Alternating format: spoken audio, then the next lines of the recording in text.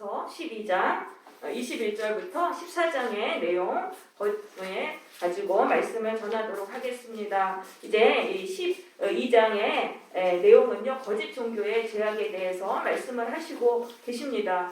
자, 그 앞에서는요, 그 유다의 그 지도자들의 죄에 대해서 말씀을 하셨고, 이제는 이 거짓 선지자의 죄악에 대해서 말씀하시는 내용이 되겠습니다. 12장 21절 보시겠습니다. 여호와의 말씀이 또 내게 임하여 이르시되, 인자야, 이스라엘 땅에서 이르기를 날이 더디고 모든 묵시가 사라지리라 하는 너희의 이 속담이 어찌 됨이냐. 이 모든 묵시라는 것은 예루살렘 파멸에 대한 그 하나님의 말씀이 되겠습니다. 하나님이 예루살렘 성이 이제 꼭 파멸된다. 계속 이제 그 묵시의 말씀을 주셨어요. 묵시라는 건 미래에 대한 계시를 말하는 것입니다. 그런데 그 말씀이 묵시가 자꾸 뒤로 연기되다가 예루살렘 파멸이라는 이 파멸이 뒤로 연기되다가 그냥 사라져 버린다. 즉 심판이 일어나지 않는다는 그런 뜻의 속담이 백성들 사이에는 퍼지게 되었어요. 그러면은 왜 이런 속담이 퍼졌냐 하면은 24절에 보시면은 이스라엘 족속 중에 허탄한 묵시나 아첨하는 목술이 다시 있지 못하리라.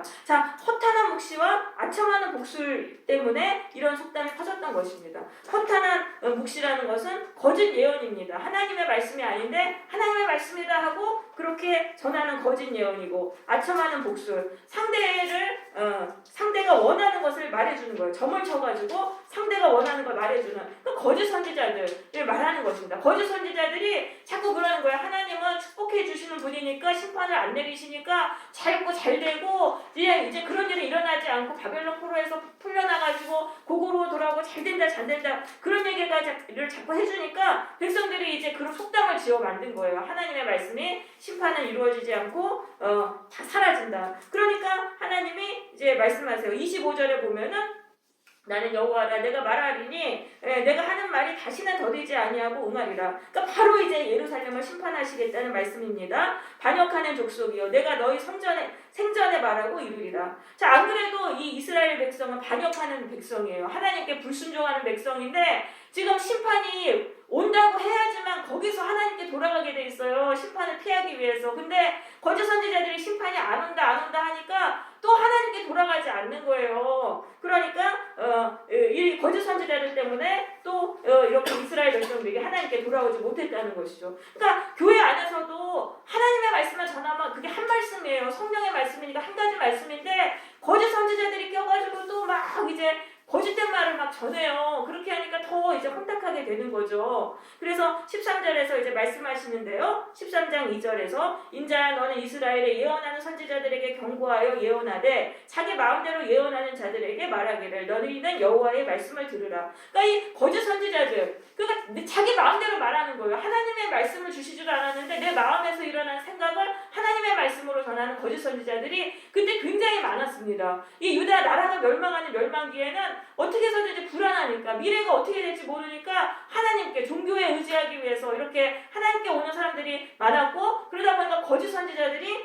굉장히 또 많았다는 것입니다. 그러면서 4절에 보시면 이스라엘아, 너희 선지자들은 황무지에 있는 여우 같으니라. 자, 이 황무지에 있는 여우는요, 그 포도원을 쑥대밭으로 만들어 버려요. 그 여우 한 마리가 포도원을 막 쑥대밭으로 만들어 버리는데, 그럼 이 포도원, 하나님의 포도원이 바로 이스라엘 백성들이에요. 하나님은요, 이스라엘 백성들을 포도원으로 이렇게 잘 돌보셔가지고 선한 열매를 주렁주렁 맺는 그런 그 포도원으로 지금 가꾸고 계시는데, 거짓 선지자가 와가지고 거기에 다 헤쳐놓는다는 그런 말씀인 것입니다.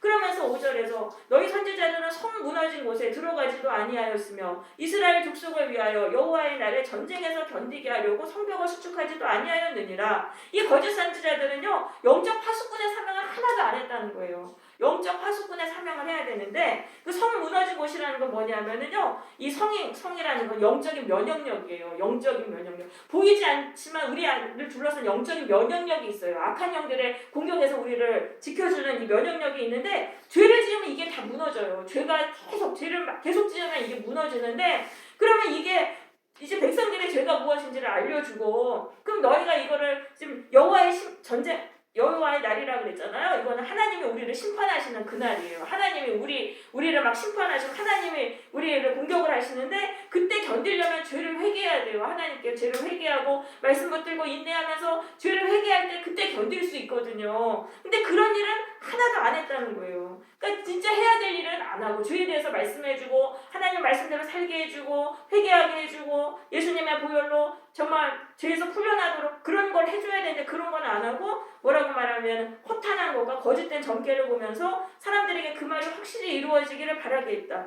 그러니까 거짓된 걸 계속적으로 세뇌시켜가지고 그걸 믿도록 그렇게 만들었다는 것입니다. 그러니까 이게 그래서 그들은 여호와가 보낸 자가 아니라 근데 말로는 말하는 거야. 나는 하나님의 종이라고. 그러니까 이 거짓 선지자들이 굉장히 많아요. 말씀을 가지고 이걸 말씀을 가르쳐야 되는데 말씀을 안 하고 내 안에서 떠오르는 말을 이게 하나님의 말씀이라고 막 가르쳐주면서 쓰잘데기 없는 거 가르쳐주고 들으나 마나한 얘기 그렇게 하고 그러니까 그런데 다니면은요 이게 구원의 길이 없는 거예요. 하나님 결국은 죄가 쌓여서 심판받고 다 망하게 되는 거죠. 그러니까 아무튼 이 그 종교 사기꾼들이 교회 안에 엄청나게 많습니다.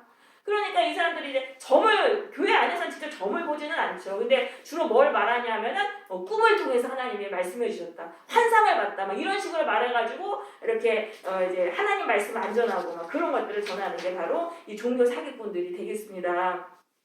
그래서 8절에서 하나님이 이제 말씀하신 내가 너희를 치리라. 이 거짓 선지자들을 하나님이 이제 다 심판하시겠다는 그런 말씀입니다. 그러면서 내가 너희를 내 백성의 공회에 들어오지 못하게 하리라. 그러니까 내 하나님의 백성에서 쫓아내버리신다는 그러한 말씀이 되겠습니다. 그래서 10절에서 이렇게 칠 것은 그들이 내 백성을 유혹하여 평강이 없으나 평강이 있다 함이라. 그러니까 거짓 평강을 외쳤다는 거예요. 거짓 축복과 거짓 평강을 외쳤다. 어떤 사람이 담을 쌓을 때 그들이 해치를 하는도다.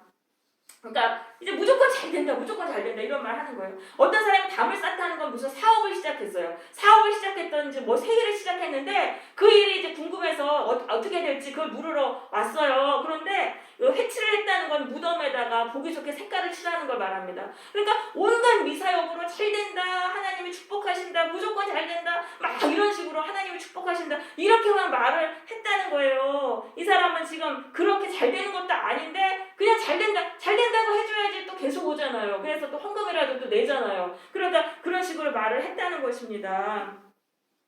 그러면서 막 이제 그렇게 이제 말을 했어요. 그러니까 이제 너는 해치하는 자에게 이르기를 그것이 무너지리라. 폭우가 내려서 폭풍이 몰아치리니 그 담이 무너진즉 어떤 사람이 너희에게 말하기를 그것에 칠한 해가 어디에 있느냐 하지 않겠느냐라고 말씀하십니다. 그러니까 이제 하나님이 그것이 이제 무너지리라. 그러니까 이 사람이 이제 물으러 왔잖아요. 내 사업 어떻게 될 것입니까? 내가 한 거 어떻게 되겠습니까? 하나님이 그 완전히 무너뜨리신다는 거예요. 다 무너뜨려가지고 다 무너지게 하리라. 그래서 이제 이 사람이 따지러 온다는 거예요. 아니 잘 된다고 했는데 이게 잘 된 겁니까? 막 이렇게 따지러 온다는 거죠. 그래서 10절에 보시면 이제 이렇게 칠 것은 그들이 내 백성을 유혹했다고 말하고 있어요. 그러니까 선지자에게 물으러 온 사람은 한 명인데 거짓 선지자들은 잔뜩 여러 명인 거예요. 거짓 선지자들이 그렇게 많고 성도 한 명을 뜯어먹으려고 거기 달라붙어가지고 또 막 서로 짜고서 이제 그러는 거죠. 그리고 헌금 갖고 오면서 서로 나누고 그런 식으로 했다는 것입니다. 14절에 해치라는 담을 내가 이렇게 허물어서 땅에 넘어뜨리고 그 기초를 드러낼 것이다. 그러니까 완전히 그냥 폭망하게 하신다는 거예요. 사업이 조금 망한 게 아니라 완전히 망하게 된다. 담이 무너진즉 너희가 그 가운데서 망하리라. 그러니까 뭐 예언한 대로 되지도 않으니까 결국은 그 사람한테 찾아가는 사람이 없잖아요. 그런 식으로 해서 이제 망하게 하신다는 그런 말씀이죠. 17절에 보면은 인자야 너희 백성 중에 자기 마음대로 예언하는 여자들에게 경고하라. 그러니까 그 유대 멸망기에는요 거짓 여선지자들도 되게 많았어요. 왜냐하면 여자는 여자들끼리 통하잖아요. 그러니까 그 여자 선지자들도 그렇게 많은 거예요. 그러니까 그렇게 많았는데 이 사람들이 사람의 영혼을 사냥하려고 손목마다 부적을 깨어차고 키가 큰 자나 작은 자의 머리를 위하여 수건을 만드는 여자들에게 화 있을진저. 그러니까 이제 예언받으러 온 사람들한테 머리에다 이제 쓰려고 이제 수건을 만들었던 겁니다. 그러니까 너희가 어찌하여 내 백성의 영혼을 사냥하면서 자기를 위하여 영혼을 살리려 하느냐. 그러니까 이 거짓 여선지자들의 목적은 사람의 영혼을 사냥하는 거예요. 낚는 거예요. 그러니까 이게 부적이랑 이 머리 수건 같은 거로 이렇게 몰가기로 해가지고 사람의 영혼을 낚아가지고 그래서 자기 말에 완전히 다 맹종하게 만드는 완전히 이단 사입이죠. 이런 식으로 그렇게 했다는 것입니다. 그런데 왜 그렇게 했냐면은 19절에 보시면 너희가 두어 웅큼 보리와 두어 조각 떡을 위해서 나를 내 백성 가운데서 욕되게 했다라고 말씀하고 있습니다. 반찬값 벌려고 그랬다는 거예요. 반찬값 벌려고. 그러니까 지금 교회들이 이렇게 막 많지 않습니까? 여자 목회자들도 많아요. 근데 막 사입이 이단처럼 막 하면서 말씀을 안 하고 막 이상한 거 하면서 반찬값 벌려고 그렇게 했다라는 것입니다. 그렇게 해서 나를 내 백성 가운데서 욕되게 해가지고 또 거짓말을 고지 듣는 내 백성에게 거짓말을 지어냈다. 근데 또 백성들도 문제예요. 하나님 말씀 모르니까 그게 또 하나님 말씀이라고 다 그 거짓말을 속아 넘어가는 거예요. 그러면서 너희가 거짓말을 지어내어 죽지 아니할 영혼을 죽이고 살지 못할 영혼은 살리는도다. 그러니까 이 종교 사기꾼들이잖아요. 이 영혼의 사냥꾼들. 이 종교 사기꾼들 속에서는 사탄의 역사예요. 그러니까 하나님 말씀에 반대로 얘기하는 거예요. 하나님이 살리실 사람은 죽는다고 말하고 하나님이 죽일 사람은 살린다고 그렇게 이렇게 말을 했다는 것입니다. 그러니까 그런 데 찾아가면 그런 데를 교회라고 믿고 찾아다니잖아요. 그럼 사탄에게 지배받는 거예요. 완전히. 그 사람들 아닌가? 그 앞에서 이 목사라고 해가지고 그 사람들 무조건 믿으면 안 돼요. 그 사람 안에 정말 하나님의 말씀이 있고 진리가 있는지를 그걸 해야지. 하나님의 말씀도 없고 종교 사기꾼인데 거기 가가지고 그걸 하나님의 말씀이라고 믿으면은 정말 이게 마귀의 지배를 받는 인생이 되는 거죠. 그러면서 20절에서 나 주 여호와가 이같이 말하노라 너희가 새를 사냥하듯이 영혼들을 사냥하는 그 부적을 내가 너희 팔에서 떼어버리고 그 사냥한 영혼들을 놓아주리라. 그러니까 하나님은요 당신의 백성을 또 어떻게 해서든지 풀어주시는 거예요. 그 이단 그 사이비들에게 낚인 그런 영혼들을 다시 또 하나님은 풀어주신다. 그러니까 그런 하나님이 계시기 때문에 우리가 이단에게 걸려들지 않는 거예요. 하나님이 우리를 지키시니까. 이단에게 걸려들었어도 하나님은 또 당신의 백성을 또 빼오시는 거예요. 기독교 2000년 동안 이단이 얼마나 많고 지금도 이단 사이비가 얼마나 많습니까? 그 중에서도 우리를 하나님은 이렇게 당신의 백성을 지켜주시는 것입니다. 자 그러면서 이제 너희가 다시는 전복도 못할지라 이제 이렇게 말씀을 하시고 말씀하십니다. 그래서 이 거짓 여자 선지자들을 반드시 심판하세요. 그래서 이 무당처럼 교회를 운영하는 여자 목회자들도 많이 있습니다. 그런데 그런 교회는 오래가지 못해요. 오래가지 못하고 하나님이 반드시 이제 심판을 하십니다. 자, 근데 이 14장에서 보면은 자기 우상을 품고 선지자에게 오는 죄를 말씀하세요. 자기 우상을 품고 선지자에게 오는 죄. 이건 뭐냐면 자기 뜻을 이루기 위해서 선지자에게 찾아오는 죄를 말하는 것입니다. 그러니까 하나님 앞에 왔으면 하나님의 뜻을 깨닫고 하나님께 순종하기 위해 와야 되는데 내 뜻을 이루기 위해서 하나님께 찾아오고 교회에 찾아오고 선지자에게 찾아오는 이 죄를 말씀하세요. 그럼 왜 그렇게 거짓 선지자들이 왜 많았냐면 백성들에게도 문제가 있는 거예요. 백성들은 하나님의 말씀을 듣기보다 내 뜻을 이루려 왔다는 거예요. 그게 바로 자기 우상인 것이죠. 14장 1절에 보시면 이스라엘 장로 두어 사람이 나와 에스겔 앞에 앉았는데 하나님이 알려주시는 거예요. 이 사람이 어떤 사람들인지를 알려주시는 거예요. 인자야 이 사람들이 자기 우상을 마음에 들이며 죄악의 걸림돌들을 자기 앞에 두었으니 그들이 내게 묻기를 내가 조금인들 용납하랴. 하나님이 알려주시는 거예요. 이 사람들은 하나님 말씀 들으러 온 사람 아니야. 자기 우상을 마음속에 품고 왔어. 자기 뜻 이루러 왔다는 거예요. 내 뜻이 내 우상이에요. 이것만 해결되면 내가 행복할 텐데 그거를 품고 이제 와가지고 그게 죄악의 걸림돌이라는 거죠. 그래서 내 뜻 때문에 죄를 짓는 거예요. 하나님의 뜻을 알아도 내 뜻을 이루려고 하니까 거기서 죄를 짓게 되는 거예요. 그래서 그들이 내게 묻기를 내가 조금인들 용납하랴? 이건 뭐냐면 이 사람들 내 백성 아니다. 하나님의 백성은요 하나님의 말씀을 듣고 하나님의 뜻대로 살려는 사람이 하나님의 백성이에요. 근데 내 뜻을 이루려고 이렇게 찾아오는 사람들 하나님의 백성이 아니죠. 그러면서 4절에서 말씀하십니다. 자, 우상을 마음에 들이고 죄악의 걸림돌을 자기 앞에 두고 선지자에게 가는 모든 자에게 나 여호와가 우상의 수요대로 보응하리니, 보응한다는 건 이제 대답한다는 건데요. 하나님의 심판을 통해서 그들에게 직접 대답해 주신다는 말씀이 되겠습니다. 그래서 자, 우상의 수요대로 보응한다. 그 어떤 사람은 자기 뜻을 열심히 섬겨요. 아주 그렇게 열심히 섬긴 사람은 심판을 많이 내리시고 또 내 뜻을 좀 약하게 섬기는 사람은 심판을 적게 내린다는 그런 말씀이죠. 그래서 우리가 내 뜻을 내야 돼요. 내 뜻을 강하게 추구하면은 하나님께 큰 심판을 받아요. 그러니까 무조건 열심히 했다고 좋은 게 아니에요. 내 뜻을 이루기 위한 열심은 차라리 없는 게 나아요. 우리가 하나님 뜻에 이루기 위해서 우리가 교회를 다녀야 되는 것입니다. 자, 그러면서 5절에 보면은 이스라엘 족속이 다 그 우상으로 말미암아 나를 배반했다라고 말씀하고 있어요. 그러니까 하나님 자기 뜻을 이루기 위해서 하나님을 다 배반하는 것이죠. 그러니까 하나님은 그 우상을 버려라. 너희들 너희 뜻을 버리고 하나님께 순종하라고 말씀하세요.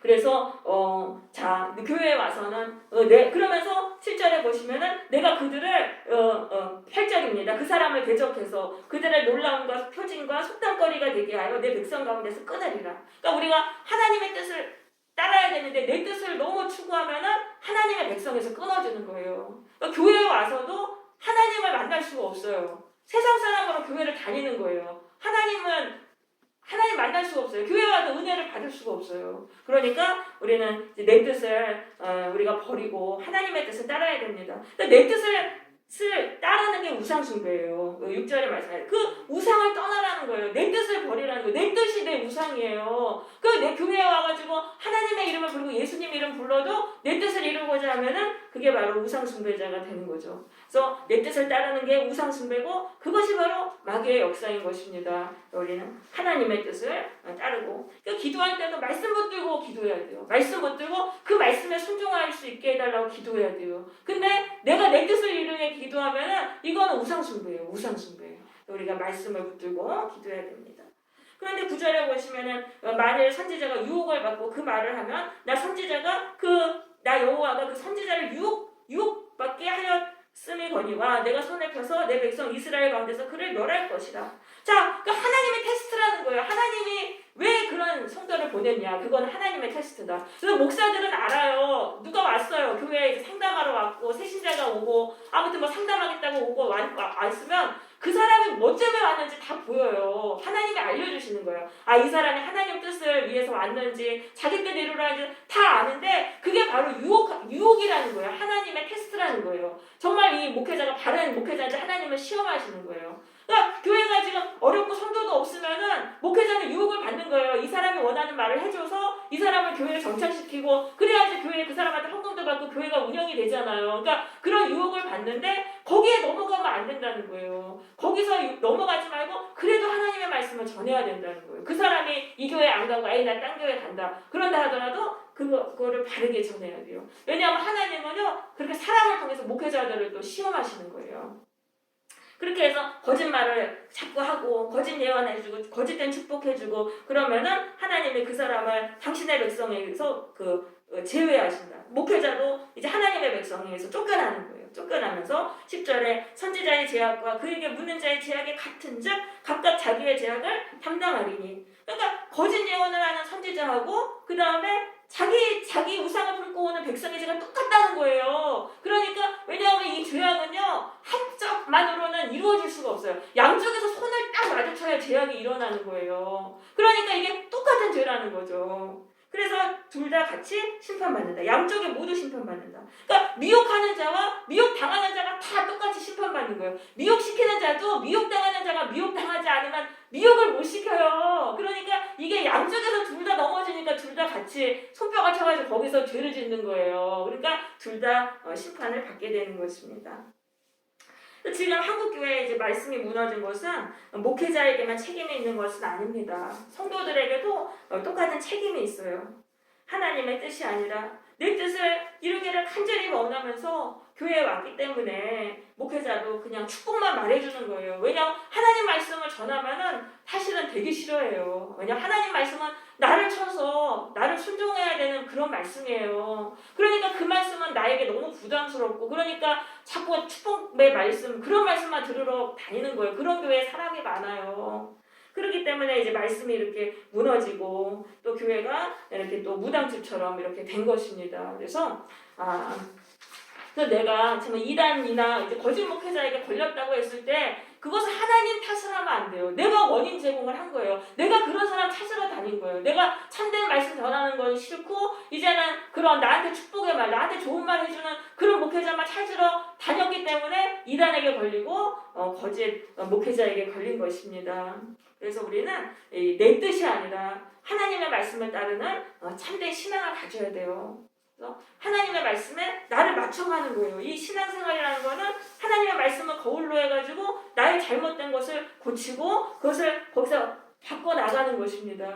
그리고 기도도 내 뜻을 위해서 기도하는 것이 아니라 하나님의 뜻에 순종하기 위해서 말씀을 붙들고 우리가 기도해야 되는 것입니다. 교회는요, 예수님의 십자가를 찬양해야 돼요. 예수님이 십자가를 바라볼 때 내 뜻을 내려놓는 거예요. 예수님의 십자가를 바라볼 때, 나도 내 이렇게 막 죄 짓고 살면은 저렇게 처참하게 내가 저렇게 고통당하겠구나, 저렇게 죽겠구나, 이 죄의 결과가 저렇게 참혹한 십자가구나, 이런 걸 자꾸 깨달으면서 이게 이 세상 욕심이 다 부질없지, 내 뜻이 다 쓸데없지 이러면서 내 뜻을 자꾸 내려놓게 되는 것입니다. 그래서 교회를 왔을 때는 우리가 십자가를 많이 바라보면서 계속적으로 찬양을 해야 돼요. 그럴 때 세상의 헛된 마음이 사라지게 되는 것입니다. 또 나의 죄를 자꾸 회개해야 돼요. 그 내 욕망을 자꾸 뽑아내야 돼요. 하나님 뜻이 아니라 내 욕망이 너무나 거세게 내 안에서 휘몰아칠 때 그것들을 자꾸 뽑아내야 돼요. 회개하면서. 그게 바로 내가 살고 교회를 살리는 길이 되겠습니다. 교회에 예수님의 십자가가 없으면은 세상 우상 종교랑 똑같아요. 무당집이나 교회나 똑같아요. 우리가 기도를 아무리 열심히 해도 나의 죄를 회개하지 않고 말씀에 나를 맞추지 못한다면 그냥 물 떠놓고 거기에 비나이다 하는 것과 똑같은 것이 되겠습니다. 그래서 우리 모두 예수님의 십자가를 바라보면서 나의 뜻과 나의 욕망을 내려놓고 나의 죄를 회개하시기를 바랍니다. 근데 십자가의 능력이 있어요. 참 신기해요. 내가 그렇게 내 힘으로는 내 욕망을 내려놓을 수 없는데 십자가를 바라볼 때 거기서 이 세상의 욕망을 다 내려놓게 되고 내 세상의 헛된 욕심들이 다 사라져요. 왜냐하면 예수님의 피값으로 우리의 영혼이 돌아오는 거예요. 이게 참 기독교의 신비입니다. 십자가를 바라보고 회개할 때 성령이 임해요. 성령이 임해서 내 마음을 나도 못하잖아요. 근데 성령이 내 마음을 막 만지시고 거기서 막 그 성령의 생각이 막 들어오면 내 생각이랑 성령이랑 막 이렇게 되면서 거기서 내가 굴복하고 변화되는 역사가 일어나는 것입니다. 성령의 이 역사는 굉장히 강력한 것입니다. 여러분 그게 어떤 사람은 뒤집어지는 역사 일어나고 꼭 그러지 않는다 하더라도 내 안에서 성령은 보이지 않게 역사하세요. 그래서 나의 굳어진 생각들, 이게 바로 이제 마귀가 주는 생각들이죠. 이것이 성령에 의해서 이렇게 무너져요. 무너지고 내 마음이 이제 풀어지는 거예요. 풀어지면서 우리가 진리로 하나님의 뜻대로 살아가게 됩니다. 그러니까 우리가 성령의 이 강력한 역사로 우리가 악한 권세에서 풀려나야 되겠습니다. 우리가 이제 예수님의 십자가를 바라보면서 우리 또 찬양을 하고 같이 회개하는 시간을 갖도록 하겠습니다.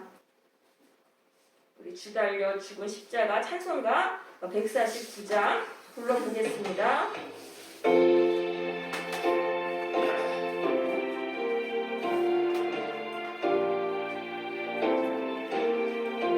주 달려 죽은 십자가입니다.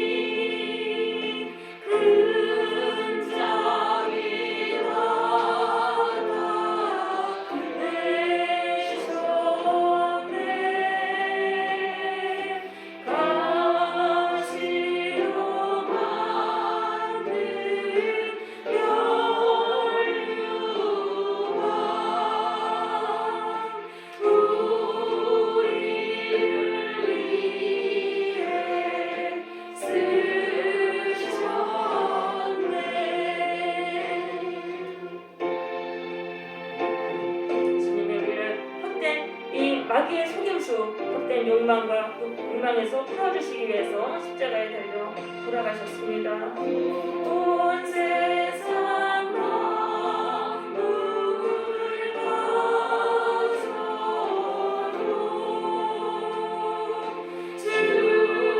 죽음의 오다 왕겠네. 놀라운 사랑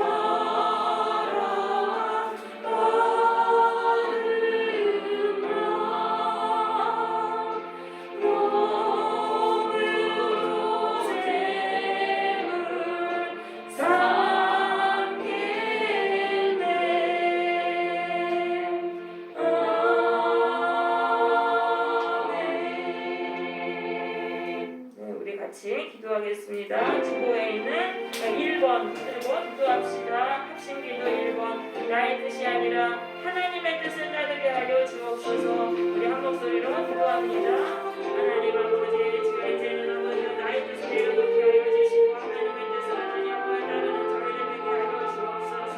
교회 나왔을 때 하나님 내가 온전히 원하는 것을 말하는 것이 아니라 하나님의 뜻에 순종하며 하나님 앞서서 주여 하나님에 대해 순종하기 위해 살아가게 하여 주옵소서. 하나님에 대해 순종할 때 하나님 아버지께서 다 하나님 아버지 이루어지는 줄 믿사옵나이다. 하나님의 뜻을 하나님 아버지 깨닫고 할렐루야 하나님께 아버지여 주여 순종하는 하나님 참된 신앙으로 할렐루야 하나님 역사하여 주옵소서. 내 자신을 쳐서 하나님 긍정시키는 하나님 아버지 신앙이 되게 하여 주시고 말씀을 따라 하나님 아버지 내 자신을 하나님 훔치는 삶이 되도록 하나님 아버지 주님 역사하여 주옵소서.